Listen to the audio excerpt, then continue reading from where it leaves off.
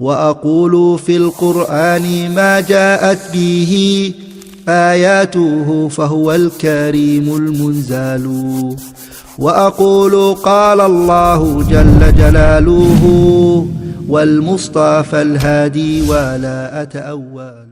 إن الله وملائكته يصلون على النبي يا أيها الذين آمنوا صلوا عليه وسلموا تسليما.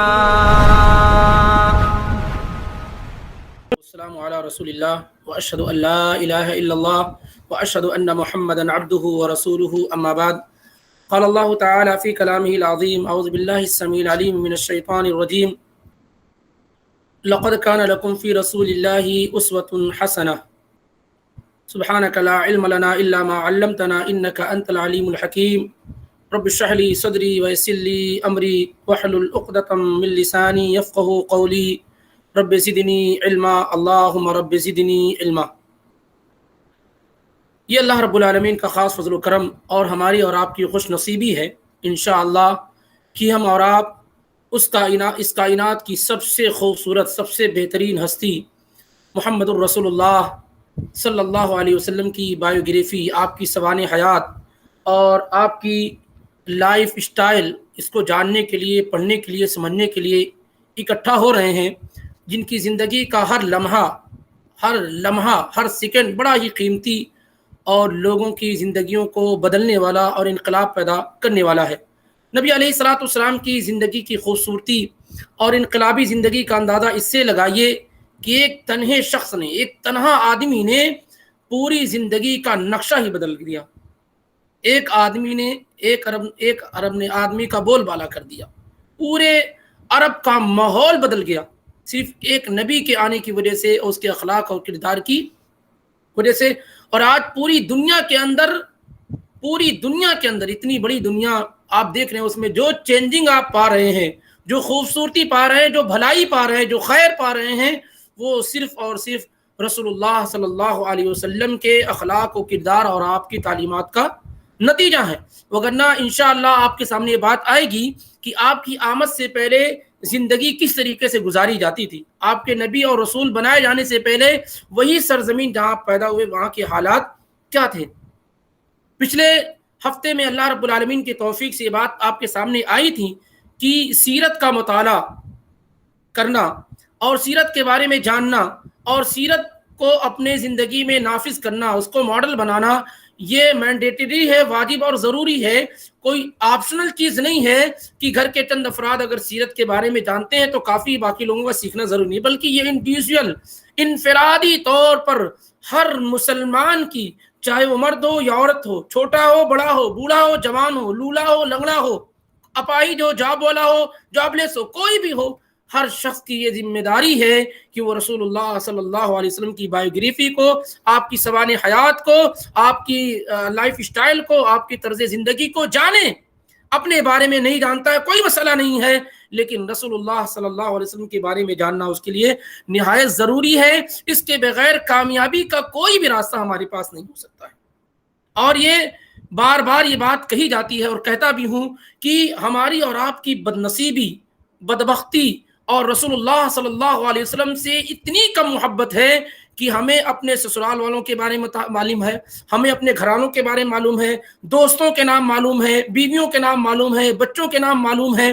اگر یہ کہا جائے کہ نبی علیہ الصلوۃ والسلام کی بیٹیوں کے نام کیا تھے، آپ کے بیٹوں کے نام کیا تھے، ہماری اور آپ کی مائیں جو ہیں امہات المومنین، اکثر مسلمان تو وہ ہیں جو اپنی ماؤں کے نام نہیں جانتے، ان کی سیرت و سوانح کو کیسے بیان کریں گے؟ اور دعویٰ ہے اس بات کا کہ ہم رسول اللہ صلی اللہ علیہ وسلم کے سے سچی محبت کرنے والے ہیں، اور محبت کرنے کا یہ عالم ہے کہ نہ آپ کے بارے میں معلوم ہے، نہ آپ کے گھر والوں کے متعلق معلوم ہے، نہ آپ کی بیویوں جو ہماری مائیں ہیں قرآن کے الفاظ میں ان کے متعلق معلوم ہے، اور نہ کم علم کا یہ اندازہ ہے کہ نام تک نہیں معلوم ہے، چاہے جائے کہ وہ بتائیں کہ ام سلمہ کی سوانح حیات کیا ہے، اور ام حبیبہ کون تھی، سودا کون تھی، آپ نے کب نکاح کیا، کب ان کی وفات ہوئی، کہاں تدفین ہوئی، کتنی روایات مروی ہیں، کیا ان کی خدمات نہیں ہے، تو دور کی بات ہے۔ ہمارا ایک بڑا طبقہ یہ بتانے سے قاصر اور عاجز ہے کہ وہ یہ کہہ سکے کہ سودا ہماری ماں تھی۔ تو میرے بھائی، ساتھی اور عزیز، یہ ایسا معاملہ نہیں ہے جس میں ہم اور آپ خاموشی اختیار کریں، بلکہ یہ اس طریقے سے اس کو سیکھنا چاہیے کہ ایک انقلابی انداز میں اس کو سیکھا جائے، جانا جائے، بتایا جائے لوگوں کو۔ آج ہر آدمی دوسری کی لائف اسٹائل کو اپنی زندگی کا جز بنائے ہوئے، پارٹ بنائے ہوئے ہے۔ کسی کے پاس کوئی نمونہ ہے، کسی کے پاس کوئی نمونہ ہے، کسی کے پاس کوئی ماڈل ہے، کسی کے لیے کوئی اسوہ ہے۔ کیوں نبی علیہ الصلوۃ والسلام کی زندگی ہماری اسوہ کیوں نہیں ہے؟ کیونکہ ہم آپ کو پڑھتے نہیں، آپ کو جانتے نہیں۔ آدمی جس کو پڑھتا ہے، جس کو جانتا ہے، اسی کے مطابق اپنی زندگی کو گزارنے کی کوشش کرتا ہے۔ بہرحال تو یہ بات پچھلے ہفتے میں آ بھی چکی ہے کہ نہایت ضروری چیز ہے، اس سے اگنورینس ہماری اور آپ کی تباہی کا ذریعہ ہوں گے، اور بغیر اس کو جانے اور پڑھے ہوئے کسی بھی صورت میں انسان کامیابی کا کوئی راستہ نہیں پا سکتا ہے۔ اس لیے سیرت کا جو موضوع ہے وہ ہمارے اور آپ کے لیے نہایت ضروری ہے۔ اس کو پڑھنا، سیکھنا اور اس کو اپنی زندگی میں پریکٹیکل لائف میں نافذ کرنا نہایت ضروری ہے۔ سیرت، جیسا کہ ذکر کیا گیا تھا کہ نبی علیہ الصلوۃ والسلام ہی کی سیرت ایسی ہے اس روئے زمین پر جو از اول تا آخر ایک ایک لمحہ محفوظ ہے۔ آپ کے علاوہ اس روئے زمین پر کوئی ایسی ہستی نہیں ہے جس کی سیرت اور سوانح محفوظ ہو سوائے محمد الرسول اللہ صلی اللہ علیہ وآلہ وسلم کے۔ اور کیوں نہ ہو، آپ کی زندگی تو ایسی ہے اور آپ کی زندگی کا لمحہ ایسا ہے کہ اللہ خود آپ کی زندگی کی قسم کھاتا ہے، لعمرک، آپ کی زندگی کی قسم۔ اور یہ بہت بڑی بات ہے۔ اسی لیے قرآن کہا جاتا ہے کہ قرآن سب سے بڑا ماخذ ہے، سب سے بڑا مصدر ہے، سب سے بڑا میٹیریل ہے نبی علیہ الصلوۃ والسلام کی سیرت کو جمع کیے ہوئے ہے۔ یعنی آپ کی سیرت اگر جاننی ہو تو قرآن پڑھنا ہے۔ سب سے زیادہ معلومات اور جانکاری آپ کو کہاں سے ملے گی؟ نبی علیہ الصلوۃ والسلام کی سیرت کے لیے قرآن سے ملیں گی۔ قرآن سب سے بڑا ماخذ ہے، سب سے بڑا مصدر ہے جہاں سے ہم نبی علیہ الصلوۃ والسلام کی سیرت کو جان سکتے ہیں۔ اور سیرت کی بعض اہم کتابوں کا ذکر بھی آپ کے سامنے کیا گیا تھا، اور یہ بھی بتایا گیا تھا کہ سیرت کے موضوع پہ سب سے زیادہ کتابیں لکھی گئی ہیں۔ سب سے زیادہ کتاب اس روئے زمین پر کسی ٹاپک اور موضوع پہ لکھی گئی ہیں تو وہ ہے نبی علیہ الصلوۃ والسلام کی سیرت و سوانح پر۔ اور ایز اے سیلیبس درس میں جس کتاب کا انتخاب کیا گیا تھا اور چوز کی گئی تھی جو کتاب، وہ کتاب ہے الرحیق المختوم فی سیرت النبی الام المعصوم۔ یہ پورا اس کا نام ہے، الرحیق المختوم۔ الرحیق المختوم جو مولانا صفی الرحمن مبارک پوری رحمہ اللہ کی لکھی ہوئی کتاب ہے۔ اور یہ کتاب اس لیے ہمارے اور آپ کے لیے فائدہ مند ہے کہ وہ لوگ جنہوں نے سیرت کے موضوع پہ کوئی کتاب نہ پڑھی ہوں، تو ابتدائی زمانے میں، شروعاتی زمانے میں الرحیق المختوم یہ ان کے لیے مفید کتاب ہوں گی۔ ایک تو یہ کہ یہ کتاب خود مؤلف کے قلم سے، آتھر کے قلم سے عربی اور اردو دونوں زبان میں ہے۔ دوسری یہ کہ بہترین اس کے ٹرانسلیشن 17 سے 18 بڑی زبانوں میں کیے گئے ہیں، 17 سے 18 زبانوں میں کیے گئے ہیں، اور دنیا کی بہت ساری اسلامک یونیورسٹیز میں اور غیر اسلامک یونیورسٹیز میں یہ کتابیں سیلیبس کے طور پر داخل نصاب ہیں، اس کو پڑھائے جاتے ہیں۔ اور یہ کتاب انٹرنیشنل عالمی مقابلے میں پہلی پرائز اور پہلا مقام پانے والی ہے۔ 1976 میں 1976 میں ایک انٹرنیشنل کانفرنس پاکستان کے اندر منعقد ہوتی ہے، اور وہیں پر رابطہ عالم اسلامی مکہ مکرمہ کی جانب سے یہ اعلان کیا جاتا ہے کہ نبی علیہ الصلوۃ والسلام کی سیرت و سوانح پر مواد اور میٹیریل اکٹھا کیا جائے، کتاب لکھی جائے، اور دنیا کی ہر زندہ زبان میں جو آدمی چاہے یہ کتاب لکھ سکتا ہے۔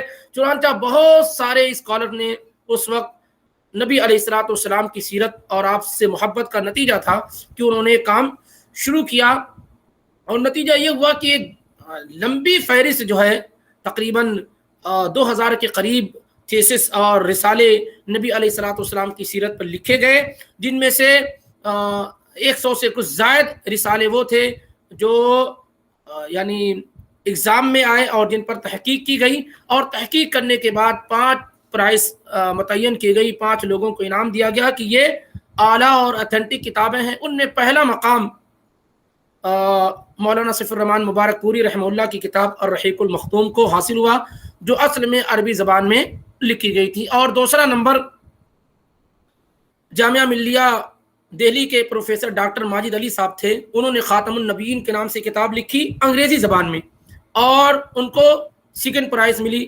تیسری کتاب ڈاکٹر نصیر احمد صاحب پاکستان کے تھے، انہوں نے اردو زبان میں لکھی، ان کو تیسری پوزیشن ملی۔ چوتھی پوزیشن مصر کے ایک عالم تھے، انہوں نے لکھی عربی زبان میں چوتھی پوزیشن، اور پانچویں پوزیشن سعودی عرب کے ایک عالم تھے، انہوں نے لکھا اور عربی زبان میں، اور اس طریقے سے پانچویں پوزیشن ان کو ملی۔ تو 5 جو پوزیشن ملی ان میں 3 کتابیں عربی زبان میں اور 2 کتابیں اردو اور انگریزی میں لکھی گئی تھیں۔ تو اس اعتبار سے یہ کتاب واقعی نہ بہت مختصر ہے، اتنی شارٹ ہے کہ آدمی کو بات سمجھ میں نہ آئے، اور نہ اتنی زیادہ لانگ ہے کہ آدمی تھک جائے پڑھ کر کے، تو بہت میڈیم متوسط ہے اور عمدہ کتاب ہے۔ یہ الگ بات ہے کہ میں نے اس سے پہلے ہی ذکر کیا کہ کوئی ایسی کتاب سیرت کے موضوع پہ آپ کو نہیں ملیں گی، خاص طور سے پرانی جو کتابیں ہیں جس میں یہ کہا جائے کہ کوئی غلطی اور خطا نہیں ہے۔ تو اس طرح کی چیزیں کیا ہے، عام ہے، انسانوں کی لکھی ہوئی چیزوں کا معاملہ ہی ایسا ہوتا ہے کہ اس کے اندر خطا اور غلطی ہوتی ہے، تو کچھ غلطیاں اس طریقے سے الرحیق المختوم کے اندر بھی داخل ہیں۔ مولانا سیف الرحمان مبارک پوری جو اس کتاب کے لکھنے والے ہیں، وہ یو پی مبارک پور سے ان کا تعلق ہے۔ 1943 میں ان کی پیدائش ہوئی، اور ہندوستان میں ہی انہوں نے مختلف مدرسوں میں تعلیم حاصل کی، اور پھر جامعہ سلفیہ میں وہ استاد تھے۔ 1976 میں وہ وہاں استاد تھے، اور اسی موقع سے انہوں نے یہ کتاب لکھنی شروع کی۔ گویا کہ جب انہوں نے کتاب لکھنی شروع کی تو ان کی عمر کوئی بہت زیادہ نہیں تھی، ایسا نہیں کہ بہت زیادہ عمر تھی، 60-70 سال کی عمر تھی، اور پورا جو ہے اس زمانے میں انہوں نے کتاب لکھنی شروع کی، اور عرب میں ان کی کبھی کوئی آمد نہیں ہوئی تھی، نہ عرب میں انہوں نے پڑھا تھا، پوری پڑھائی ہندوستان میں ہوئی۔ عربی میں انہوں نے کتاب جو لکھی اور جو کچھ انہوں نے لکھا وہ سب ہندوستان کے اداروں سے پڑھی ہوئی چیزیں تھیں۔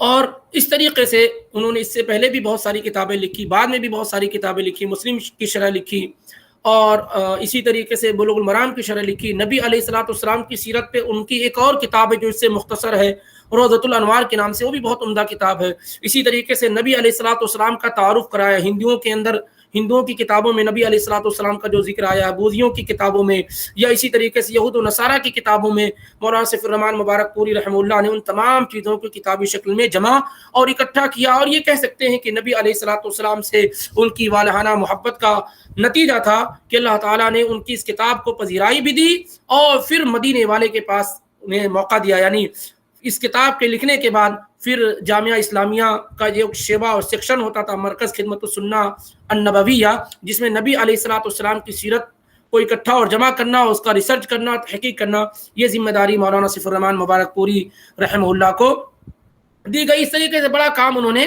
کیا، الحمدللہ اللہ رب العالمین نے ان سے بڑا کام لیا، اور 2006 کے اخیر میں دسمبر کے مہینے میں ان کی وفات ہوئی، اور اسی وفات سے تقریباً 7-8 مہینہ پہلے میری ان سے ملاقات بھی ہوئی الحمدللہ۔ اور یہ ہے کہ ان سے مل کر کے، ایک تو نام تو تھا، یہ شہرت یافتہ شخصیت تھی، ملنے کے بعد اس بات کا اندازہ ہوا کہ شخص نے زندگی میں اس قدر پڑھا ہے کہ جو کچھ بول رہے تھے وہ ایسا لگ رہا تھا کہ بالکل تجربے کے ساتھ اور علم بولتا ہے۔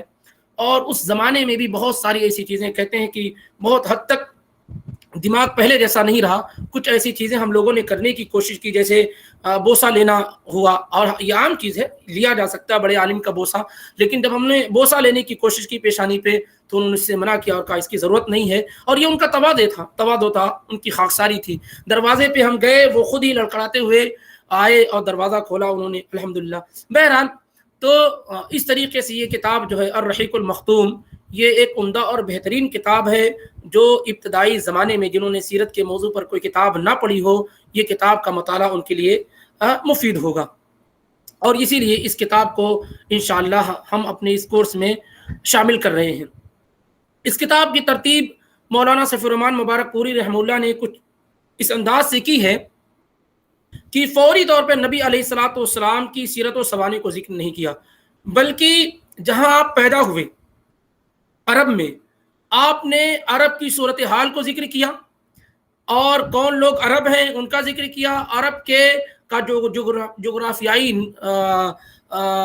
آپ کا میپ ہے، لوکیشن ہے، اسے ذکر کیا، اور اسی طریقے سے وہاں کون لوگ آباد تھے، وہاں کا دین دھرم کیا تھا، اور اسی طریقے سے وہاں کی بادشاہت وغیرہ کا کیا معاملہ تھا، نبی علیہ الصلوۃ والسلام کی آمد سے پہلے لوگ کس دین پہ قائم تھے۔ ان چیزوں کے ذکر کرنے کے بعد پھر انہوں نے اللہ کے نبی علیہ الصلوۃ والسلام کے خاندان کا ذکر کیا، آپ کی نبوت اور رسالت کا ذکر کیا، تاکہ یہ فرق کیا جا سکے کہ وہ سرزمین عرب وہاں پہلے کیا تھا اور آپ کے آنے کے بعد کیا چینجنگ اور کیا بدلاؤ ہوا، یہ لوگ جان سکیں کہ آپ کے آنے سے پہلے عرب کی صورتحال کیا تھی اور آنے کے بعد آپ کی صورتحال کیا ہوئی ہے۔ تو ہم غور کرتے ہیں تو عرب 3 حصوں میں ڈیوائیڈ ہوتے ہیں، تقسیم کیے جاتے ہیں۔ ایک عرب بعیدہ جنہیں کہا جاتا ہے، اور یہ وہ لوگ ہیں جو بہت پہلے عرب کے اندر آباد تھے، جیسے ہود علیہ الصلوۃ والسلام کی قوم ہے، صالح علیہ الصلوۃ والسلام کی قوم ہے، یا اسی طریقے سے عمالقہ وغیرہ ہیں۔ یہ آپ جانتے ہیں کہ بہت شروع میں تھے، یعنی نوح علیہ الصلوۃ والسلام کے چند سال بعد ہی یہ انبیاء آئے، ہود اور صالح علیہ الصلوۃ والسلام۔ یہ ابراہیم علیہ الصلوۃ والسلام سے بہت پہلے لوگ تھے، تو وہ بھی یہیں آباد تھے۔ آج ابھی جاتے ہیں مدائن صالح آپ کو نظر آتا ہے، اور وہ لوگ جو قوم عاد تھی جو پہاڑوں کے اندر گھر بناتی تھی، وہ سارے لوگ یہاں نظر آتے ہیں، ان کے آثار نشانات وغیرہ ملتے ہیں۔ تو یہ لوگ تھے، لیکن ان کی تباہی اور بربادی کے بعد ان کا کوئی نام و نشان نہیں رہ گیا، کچھ بھی نہیں معلوم رہ گیا کہ ان کے کچھ لوگ موجود تھے کہ نہیں موجود تھے، بالکل یہ نستو نابود ہو گئے عرب بعیدہ، جس میں خاص طور سے 2 انبیاء کی قومیں، قوم عاد اور قوم سمود کا ذکر بڑا ہی اہم ہے۔ اس کے بعد ایک عرب آئے، عرب عاربہ، یہ اصل عرب ہیں جو قحطانی کہلاتے ہیں، اس وقت جو قحطانی کہلاتے ہیں یہی اصل عرب ہیں۔ اور تیسرے آپ دیکھیں عرب مستعربہ، جو اسماعیل علیہ الصلوۃ والسلام کی نسل سے ہیں اور ان کے خاندان سے ہیں، اور یہ عدنانی کہلاتے ہیں، یہ عدنانی کہلاتے ہیں۔ اسی لیے بہت سارے لوگوں نے اس کا انکار کیا ہے کہ عرب جو تقسیم کی جاتی ہے یہ مناسب اور درست نہیں ہے، کیونکہ ایسا ماننے کی صورت میں یہ لازم آئے گا کہ نبی علیہ الصلوۃ والسلام اصل عرب نہیں تھے، اصل عرب آپ نہیں تھے، اصل عربی نہیں تھے، کیونکہ جب اسماعیل علیہ الصلوۃ والسلام ہی اصل عربی نہیں ہیں تو آپ ان کی خاندان سے ہیں، تو آپ اصل عربی کیسے ہو سکتے ہیں؟ تو بہت سارے لوگوں نے اسی وجہ سے اس کا انکار کیا، لیکن بہرحال زیادہ درست اور صحیح بات یہی معلوم ہو رہی کہ نہیں، واقعی ایسا ہی ہے کہ اسماعیل علیہ الصلوۃ والسلام عرب میں تو پیدا ہوئے نہیں، نہ ان کے والد وہاں پیدا ہوئے، اور وہ دوسری جگہ سے عراق میں ان کی پیدائش ہوئی، وہاں سے یہاں آ کر کے آباد ہوئے تھے۔ تو اس طریقے سے عرب کو 3 حصوں میں ڈیوائیڈ کیا گیا، اور عرب کا مطلب یہ ہوتا ہے کہ ایسی سرزمین جو صحرا ہو، جہاں پر بے آب و گیا ہو، جہاں لوگ آباد نہ ہو، ریگستان ہو، ایس عربی میں اسی کو عرب کہا جاتا ہے۔ اور آپ دیکھیں گے کہ عرب کی سرزمین ایسے ہی ریگستان ہے، عرب کی سرزمین ریگستان ہے، اور یہاں پر پھل فروٹس وغیرہ اور کھیتی باڑی یہ ساری کی ساری چیزیں کیا ہیں، بہت کم تھیں۔ اور آپ اس طریقے سے بھی دیکھیں گے کہ عرب چاروں طرف، عرب کا ایک حصہ ایک طرف، یعنی آپ ویسٹ میں دیکھیں تو وہ جو ہے ریڈ سی ہے آپ کا، اور مشرق سے اگر دیکھتے ہیں، ایسٹ سے دیکھتے ہیں آپ تو ادھر خلیج وغیرہ ہے، جنوب سے اگر دیکھتے ہیں یعنی ساؤتھ سے تو بحر عرب ہے، جو ایکسٹینشن جو ہندوستان کی جو بحر ہے وہ ایکسٹینشن کرتے ہوئے آ کر کے اس سے مل جاتی ہے۔ اور اسی طریقے سے اگر نارتھ سے دیکھتے ہیں تو نارتھ کا جو علاقہ ہے وہ سیریا وغیرہ سے، اور اسی طریقے سے عراق کا بھی ایک بہت بڑا حصہ کور کرتا ہے۔ تو یہ ریگستانی علاقہ، اسی وجہ سے دشمن کبھی بھی اس عرب پر مکمل طور سے قابض نہ ہو سکے، کیونکہ جغرافیائی اعتبار سے عرب جو ہے یہ بہت بہترین لوکیشن پر واقع ہے، بہت بہترین لوکیشن پر واقع ہے۔ بہرحال لیکن یہاں کوئی آباد نہیں تھا، کوئی آباد عرب میں نہیں تھا۔ جب اللہ کے نبی ابراہیم علیہ الصلوۃ والسلام نے اپنے بیٹے اسماعیل کو اور بیوی ہاجر کو مکہ کے اندر چھوڑا تھا تو وہاں کوئی بھی نہیں تھا، اور ابراہیم علیہ الصلوۃ والسلام خود عراق کے اندر پیدا ہوئے، اور وہاں انہوں نے اپنے چچا کی لڑکی سارہ سے نکاح کیا، پھر وہ مصر سے گزر رہے تھے، بخاری کی روایت کے مطابق مصر سے گزر رہے تھے، تو بادشاہ کو بتایا گیا کہ ایک آدمی یہاں سے جا رہا ہے جس کے پاس ایک عورت ہے اور بڑی خوبصورت ہے۔ تو ابراہیم علیہ الصلوۃ والسلام نے کہا کہ دیکھو جب ان سے سوال کریں گے تو تم بتا دینا کہ میں ان کی بہن ہوں، اور ہم ایمانی اعتبار سے ہم لوگ بھائی بہن ہی ہیں، کیونکہ اس روئے زمین پر تو کوئی ہمارے علاوہ ایمان والا ہے نہیں، یا اس جگہ نہیں ہے کوئی۔ المہم اس کے باوجود بھی بادشاہ نے طلب کیا، اور سارا علیہ الصلوۃ والسلام گئیں یا انہیں جانا پڑا، اور جیسے جیسے بادشاہ برائی کا ارادہ کرتا اس کا ہاتھ شل ہو جاتا اور آگے نہیں بڑھ پاتا۔ پھر وہ کہتا کہ تم دعا کر دو، سارا رضی اللہ علیہ الصلوۃ والسلام سے دعا کر دو میں ٹھیک ہو جاؤں، میں تمہیں ہاتھ نہیں لگاؤں گا۔ اس طریقے سے 3 مرتبہ ہوا، اور جب جب وہ ایسا کرنے کی کوشش کرتا تو کامیاب نہ ہو پاتا، کیونکہ وہ وہاں پہنچی اور انہوں نے وضو کیا اور نماز پڑھی، اور اس طریقے سے اللہ تعالیٰ کی نصرت اور مدد ان پر آ گئی، یہاں تک کہ جو مصر کا بادشاہ فرعون تھا، فرعون مصر کے اندر جتنے بھی بادشاہ ہوا کرتے تھے سارے لوگوں کا لقب ہوتا ہے، تو اس نے یہ سمجھ لیا کہ کوئی عام خاتون نہیں ہے، کوئی بڑی ولیہ اور بڑی خاتون ہے، تو اس نے انہیں آزاد کر دیا، اور مزید نوازش میں تحفے میں ہاجر کو دے دیا، جن کو ہم لوگ ہاجرہ کہتے ہیں، ہاجر کو دے دیا۔ ہاجر کے بارے میں مشہور یہ ہے کہ یہ بادشاہ کی لونڈی تھی اور ان کو دے دیا، لیکن مولانا سلیمان منصور پوری رحمہ اللہ نے پوری تحقیق کے ساتھ اور پوری ذمہ داری کے ساتھ رحمت للعالمین کے اندر یہ بات ثابت کی ہے کہ نہیں، یہ بادشاہ کی بیٹی تھی، ہاجر جو ہے بادشاہ کی بیٹی تھی، اور آرام اور نعمتوں میں پل رہی تھی، اور بادشاہ نے ہاجر کو سارا کی خدمت کے لیے دے دیا کہ بہترین خاتون ہیں، ان کی صحبت میں رہیں گی تو یہ بھی کیا ہے فائدہ اٹھائیں گی۔ چنانچہ وہ ان کے ساتھ ان کی خدمت کے لیے رہی۔ بعد میں سارا نے ابراہیم علیہ الصلوۃ والسلام سے کہا کہ میں ان کو آزاد کر دیتی ہوں، آپ ان سے نکاح کر لیجئے۔ چنانچہ ابراہیم علیہ الصلوۃ والسلام نے نکاح کر لیا، اور سارا رضی اللہ تعالیٰ عنہ یا علیہ الصلوۃ والسلام کو کوئی اولاد نہیں ہو رہی تھی۔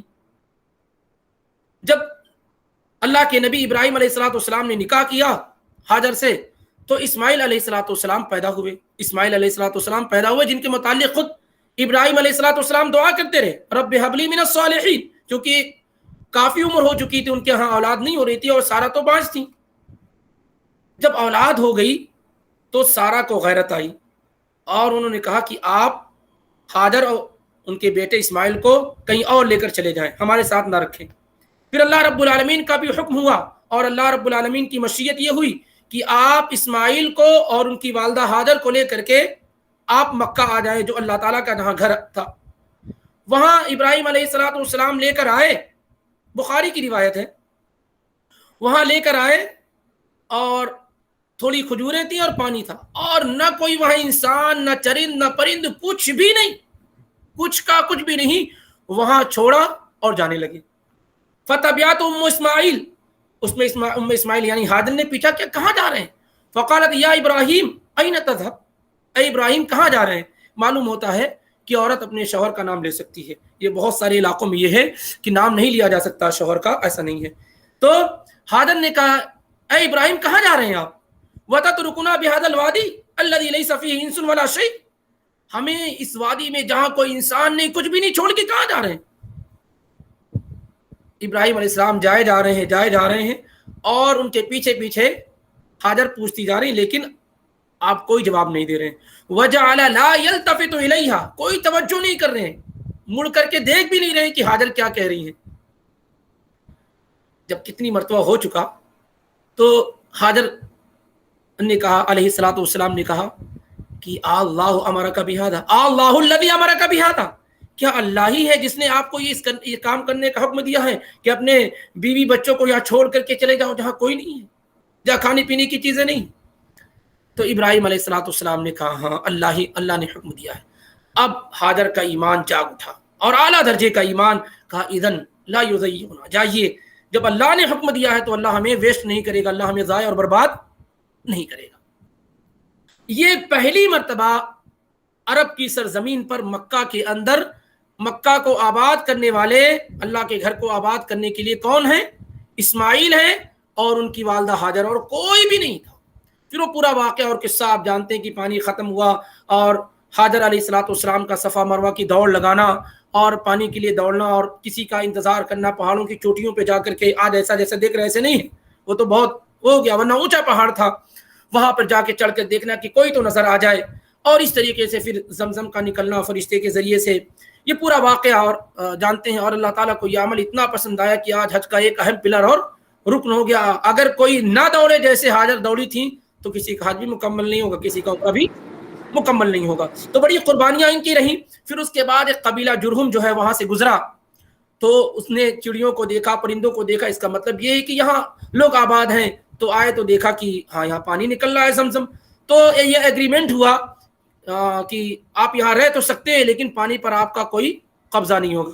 حاجر علیہ الصلوۃ والسلام نے کہا آپ رہ سکتے ہیں یہاں پہ لیکن آپ کا پانی پر کوئی قبضہ نہ ہوگا. اس طریقے سے وہ لوگ وہاں رہنے لگے. پھر جب اسماعیل علیہ الصلوۃ والسلام بڑے ہوئے تو انہی کی بیٹیوں میں سے کسی سے نکاح کر لیا, قبیلہ جو بنو جرہم تھا. اب یہاں دیکھیں, اب سوال اس بات کا ہے کہ جب ابراہیم علیہ الصلوۃ والسلام چھوڑ کر گئے, رضی تھے اس وقت, دودھ پیتے بچے تھے اسماعیل علیہ الصلوۃ والسلام, تو اس کے بعد کتنی مرتبہ وہ آئے؟ اگر ہم قرآن اور حدیث کو جمع کریں تو 4 مرتبہ ابراہیم علیہ الصلوۃ والسلام کا آنا یقینی ہے. چھوڑ کر جانے کے بعد 4 مرتبہ ابراہیم علیہ الصلوۃ والسلام کا آنا یقینی ہے. ایک تو یہ چھوڑ کر گئے, اس کو کاؤنٹ نہیں کرتے ہیں. پہلی مرتبہ کب آئے؟ جب اسماعیل علیہ الصلوۃ والسلام چلنے پھرنے کی عمر کو پہنچ گئے, دوڑنے کی عمر کو پہنچ گئے, اور وہ عراق میں تھے یا فلسطین میں تھے. تو ابراہیم علیہ الصلوۃ والسلام بار بار خواب دیکھ رہے ہیں کہ میں اپنے بیٹے اسماعیل کو ذبح کر رہا ہوں, تو ابراہیم علیہ الصلوۃ والسلام نے رخت سفر باندھا اور فلسطین سے نکل کر کے پھر آپ مکہ کی وادیوں میں آئے اور وہاں پہنچے, اپنے بیٹے سے ملے اور کہا انی ارا فی المنام انی اذبحک فانظر ماذا تری. کہا ہے میرے بیٹے میں خواب دیکھ رہا ہوں کہ میں تمہیں اپنے ہاتھوں سے ذبح کر رہا ہوں. اور انبیاء کا جو خواب ہوتا وہی ہوتا ہے. بیٹے نے جواب دیا, یہ نہیں کہا کہ میں دودھ پیتا بچہ تھا, مجھے چھوڑ کر چلے گئے, میری ماں کو چھوڑ کر چلے گئے, نہ میرے کھانے پینے کا کوئی دھیان, نہ میرے رہنے سہنے کا کوئی دھیان, کچھ بھی نہیں آپ نے کیا, اور آئے بھی اتنے سالوں کے بعد تو یہ کہنے کے لیے میں تمہیں ذبح کرنے آ رہا ہوں. سبحان اللہ, کیا باپ تھے, کیا بیٹے تھے. کہا یا بنی انی ارا فی المنام انی اذبحک فانظر ماذا تری. یہ تصور ہمارے سامنے ہونا چاہیے. ایسا نہیں ہے کہ اگر کوئی کوتاہی کبھی باپ کی مشغولیت کی وجہ سے ہو جائے تو بیٹے ان پر الزام لگانا شروع کر دیں, اور ہماری توجہ نہیں ہوئی, ہم پر یہ نہیں کیا گیا, ہم کو یہ نہیں کیا گیا. یہ ساری کی ساری چیزیں نہیں ہونی چاہیے. دیکھیے جب اللہ کے راستے میں بندہ نکلتا ہے اور اللہ کے لیے کام کرتا ہے تو یہ ساری کی ساری چیزیں ہیچ ہوتی ہیں, کم ہوتی ہیں. کیونکہ ابراہیم علیہ الصلوۃ والسلام ملک در ملک اللہ کی تبلیغ کے لیے, لوگوں کو ہدایت کے لیے دوڑ رہے تھے. اتنے سالوں کے بعد آئے اور کہا کہ میں نے خواب دیکھا ہے کہ میں تمہیں اپنے ہاتھوں سے ذبح کر رہا ہوں, اللہ نے مجھے حکم دیا ہے. تو کہا یا ابت افعل ما تؤمر, اے ابو جان جو حکم آپ کو دیا گیا اسے کر گزریے. آپ کہیں سے بھی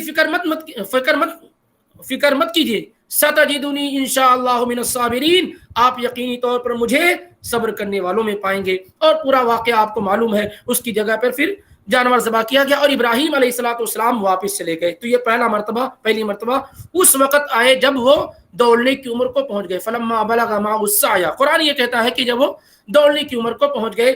صحیح عمر کا معاملہ مفسرین نے ذکر کیا 12 13 14 سال. المہم یہ ہے کہ دوڑنے کی عمر کو اور سمجھدار ہو گئے تو ابراہیم علیہ الصلوۃ والسلام پہلی مرتبہ آئے چھوڑنے کے بعد.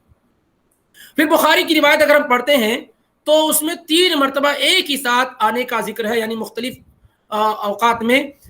دوسری مرتبہ کب آئے؟ جب اسماعیل علیہ الصلوۃ والسلام بڑے ہو گئے, شادی شدہ ہو گئے, تو ابراہیم علیہ الصلوۃ والسلام پھر اپنے بیٹے سے ملنے کے لیے آئے. جب آئے تو ان کی شادی ہو چکی تھی. وہ ایک قبیلہ بنو جرہم کی ایک بیٹی سے ان کا نکاح ہو چکا تھا اور ہاجر کی وفات ہو چکی تھی.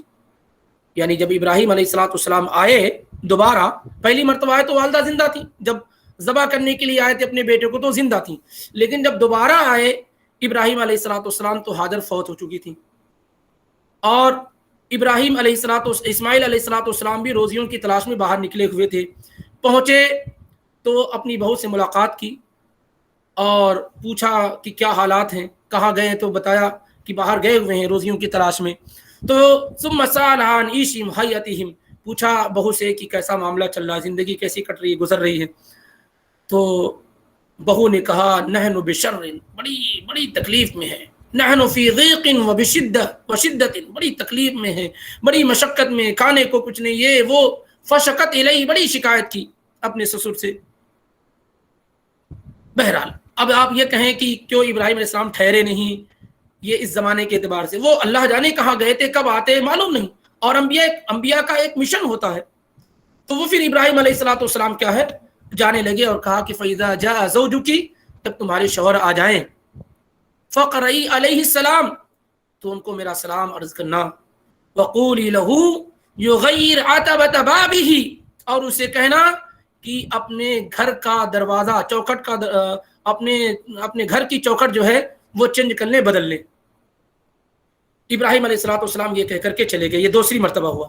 ایک مرتبہ ذبح کرنے کے لیے ایک مرتبہ آئے تو پہلی بیوی سے ملاقات ہوئی اور یہ بات ہوئی، چلے گئے. فلما جاء اسماعیل کأنه آنس شیئا، جیسے اسماعیل علیہ السلام آئے تو ان کو کچھ خوشبو محسوس ہوئی، کسی کے آنے کا احساس ہوا. ابھی اس راہ سے کوئی گیا ہے، کہہ دیتی ہے شوخی نقش پاکی. یہ تعلق جو ہوتا ہے باپ بیٹوں کا، یہ اس طریقے سے گہرا ہوتا ہے کہ آئے جب تو کہا کہ ایسا محسوس ہو رہا کوئی آیا تھا. بی سے کہا جاءکم من احد، کوئی آیا تھا، جبکہ کتنی کم ملاقات ہوئی تھی ابراہیم اور اسماعیل علیہ السلام میں. ایسا نہیں کہ صدیاں گزری ہیں ساتھ میں، کچھ ملاقات ہوئی. تو جب آئے تو کہا کہ کوئی آیا ہوا تھا. کہاں؟ پوری تفصیل بتائی انہوں نے. تو انہوں نے کہا کہ کیا حکم دیا ہے، کیا وصیت کی ہے، کیا کہہ کر گئے ہیں.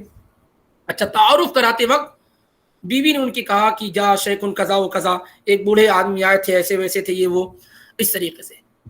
تو کہا کہ آپ کو سلام کہا ہے اور کہا کہ آپ اپنے گھر کی چوکھٹ بدل لیں. تو اسماعیل علیہ السلام نے کہا یہ میرے والد محترم تھے اور انہوں نے کہا ہے کہ میں تمہیں طلاق دے دوں، تو تم الحقی باہلک، اپنے گھر والوں کے پاس چلی جاؤ، اپنے گھر والوں کے پاس چلی جاؤ. گویا کہ اس میں اگر مسائل نکالیں گے سیرت کے ساتھ ساتھ تو بہت، یعنی ایک بڑا ریزن ہے کہ عورت مکمل طور سے اگر ناشکری کر رہی ہو تو یہ طلاق کا ویلڈ ریزن ہو سکتا ہے. عمدہ اور بہتر چیز نہیں ہو سکتی کسی بھی صورت میں. المہم، تو انہوں نے طلاق دے دیا اور اس کے بعد وہیں اسی قبیلے کی دوسری لڑکی سے، مزاد بن عمرو کی لڑکی سے نکاح کیا. پھر کچھ دنوں کے بعد ابراہیم علیہ السلام آئے اپنے بیٹے سے ملاقات کرنے کے لیے مکہ کے اندر.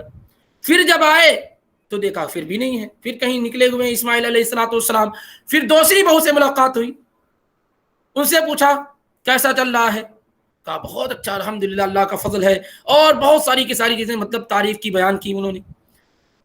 اور کہا کیا ابراہیم علیہ السلام نے پوچھا کیا کھاتے ہو آپ لوگ، کہا کہ ہم لحم کھاتے ہیں، گوشت کھاتے ہیں. پیتے کیا ہو، کہا پانی پیتے ہیں. تو ابراہیم علیہ السلام نے وہی دعا فرمائی اللہم بارک لہم فی اللحم والماء، اللہ ان کے گوشت میں اور ان کے پانی میں برکت دے. پوری گفتگو ہوئی اور پھر اس کے بعد ابراہیم علیہ السلام جانے لگے اور کہنے لگے کہ جب آئیں گے آپ کے شوہر تو مجھے میرا سلام سنانا. وَمُرِيهِ يُثْبِتُ عَتَبَةَ بَابِهِ، اور ان کو حکم دینا کہ انہوں نے کہا ہے کہ اپنے گھر کی چوکھٹ کو مضبوطی سے پکڑے رہیں گے، چھوڑیں گے نہیں. پھر اسماعیل علیہ السلام آئے، پھر وہی سوال کیا اور ساری کی ساری. تو اب جو ہے دوسری جو بیوی تھی اس نے کہا کہ ایک آدمی آئے ہوئے تھے، بہت ہی خوبصورت تھے، بہت ہی اچھے اور اعلیٰ کردار کے مالک تھے، اور ہمارے کھانے پینے کے متعلق پوچھا اور برکت کی دعا کر کے گئے، ساری کی ساری. دیکھیں پہلی مرتبہ برکت کی دعا نہیں کی، جب پہلی بیوی سے پوچھا تب بھی برکت کی دعا کر سکتے تھے کھانے کے لیے اور تمام چیزوں کے لیے، لیکن ناشکری پہ دعا نہیں کی جاتی، وہ تو اس پہ عذاب اور سزا کا معاملہ ہوتا ہے. لیکن جب اس دوسری بہو نے جب شکر گزاری کا راستہ اختیار کیا تو ابراہیم علیہ السلام دعا دے کر کے گئے. اور نبی علیہ السلام فرماتے ہیں کہ اس زمانے میں اس کے علاوہ کوئی تھا ہی نہیں کوئی چیز، اگر گیہوں آٹا چاول یہ سب بھی ہوتا تو اس میں بھی برکت کی دعا دے کر جاتے.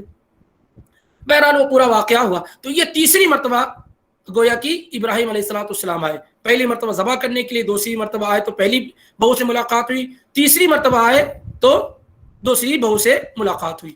اور ایک مرتبہ اور ثابت ہے بخاری ہی کی روایت کے مطابق، اسی روایت میں عبداللہ بن عباسی کی روایت میں، کہ آئے اس وقت جب اللہ تعالیٰ نے خانہ کعبہ کی تعمیر کا حکم دیا تھا کہ آپ اسے اب بنائیں.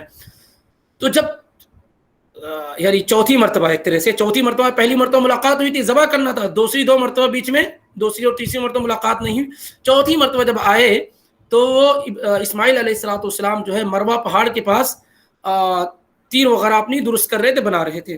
وہاں آئے اور ملاقات ہوئی، زمانے کے بعد ملاقات ہوئی تھی، وہ 12-13 سال یا چلنے کی عمر تھی جب ملاقات ہوئی، اب آئے تو ایک زمانے کے بعد آئے اور ملاقات ہوئی، اب ایک باپ بیٹے جیسے ملتے ہیں ملاقات ہوئی۔ اور پھر اس کے بعد ابراہیم علیہ السلام نے فرمایا کہ میں ایک مہم پہ آیا ہوں، میں ایک اہم پروجیکٹ پہ آیا ہوں، اور وہ یہ کہ ان اللہ امرنی بامر، اللہ تعالیٰ نے مجھے ایک اہم کام کا حکم دیا ہے۔ تو اسماعیل علیہ السلام نے کہا کہ فصنع ما امرا کا ربک، جو اللہ تعالیٰ نے آپ کو حکم دیا وہ آپ کر گزریے۔ پھر پوچھا وتعیننی، اے میرے بیٹے کیا تم میری مدد کرو گے اس کام کے کرنے میں؟ قال اعینک، میں ضرور آپ کی مدد کروں گا۔ اور اس طریقے سے ابراہیم اور اسماعیل علیہ الصلوۃ والتسلیم دونوں نے مل کر کے اللہ تعالیٰ کے گھر کی تعمیر کی، اور اس کے بعد میرے اپنے علم میں پھر دونوں کی ملاقات میرے اپنے علم میں ثابت نہیں ہے۔ یہ وہ چیزیں تھی۔ اس کے بعد بھی ابراہیم علیہ الصلوۃ والسلام پھر کیا ہے چلے گئے، برکت کی دعا کی وہاں پر جب خانہ کعبہ تیار ہوا اور اعلان کیا اور ساری کی ساری چیزیں، لیکن اسماعیل علیہ الصلوۃ والسلام وہیں مکہ کے اندر آباد رہے۔ ان کے 12 بیٹے پیدا ہوئے، جو دوسری بیوی تھی ان سے 12 بیٹے پیدا ہوئے، اور 12 بیٹوں میں 2 بیٹوں کے علاوہ باقی 10 بیٹے وقت کی رفتار کے ساتھ ساتھ کیا ہے بھولی بسری چیز ہو گئے، لیکن نابت اور قیدار یہ جو دونوں بیٹے تھے اسماعیل علیہ الصلوۃ والسلام کے، یہ مشہور ہوئے، اور پھر یہیں سے نسل چلی، اور وہیں سے نبی علیہ الصلوۃ والسلام کی جو نسل ہے، آپ کا جو خاندان ہے، وہ اس طریقے سے جا کر کے اسماعیل علیہ الصلوۃ والسلام سے مل جاتا ہے۔ تو یوں کہہ لیا جائے کہ اسماعیل علیہ الصلوۃ والسلام وہ آخری نبی ہیں جو عرب کے اندر تھے، اور اس کے بعد جو نبی آئے ایک لمبے ڈسٹینس کے بعد، ایک بہت لمبے فرق کے بعد، وہ جناب محمد الرسول اللہ صلی اللہ علیہ وآلہ وسلم ہے۔ ایسے بھی عرب کے اندر اصل 4 نبی، عرب کے اندر اصل 4 نبی، ہود علیہ السلام، صالح علیہ الصلوۃ والسلام، شعیب علیہ السلام اور نبی علیہ الصلوۃ والسلام، اور اس طریقے سے اسماعیل علیہ الصلوۃ والسلام دوسری جگہ کے آخر آباد ہوئے۔ اگر ان کو مکمل عرب میں مانتے ہیں تو یہ 5 انبیاء ہیں جو عرب میں بھیجے گئے، باقی جتنے بھی انبیاء اور رسول آئے وہ سب کے سب غیر عرب میں تھے، وہ سارے کے سارے کیا ہے غیر عرب میں تھے۔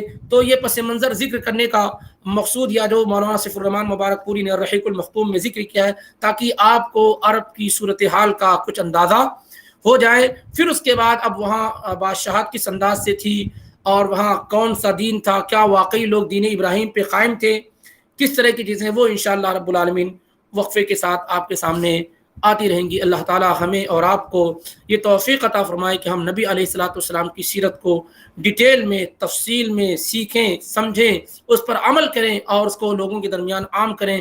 اللہ تعالی ہمیں اور آپ کو یہ توفیق بخشے کہ ہم ویسے ہی رسول اکرم صلی اللہ علیہ وسلم سے سچی اور حقیقی محبت کرنے والے ہو جائیں، جیسے اللہ کو مطلوب ہے اور اللہ کے رسول صلی اللہ علیہ وسلم کو مطلوب ہے۔